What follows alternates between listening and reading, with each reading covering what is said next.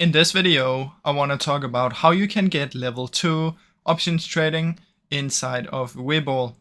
Now, what you want to do is you want to make sure that you have opened an account, which you can only do in the US. So make sure you've done that, otherwise it doesn't work. Then after that, what you want to do is simply head over to webull.com, or you can use their app. Make sure you verify your identity and you're completely verified. And after this, what you want to do is you want to head to your profile, go to account, and then click on options trading. Inside of there will be a button where you can either apply or upgrade to level 2 if you are level 1.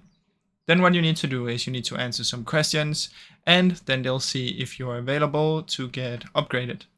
Now this can take a few business days for them to review it, but after that, if you are gonna get upgraded, they will do it for you, and that is how it's done.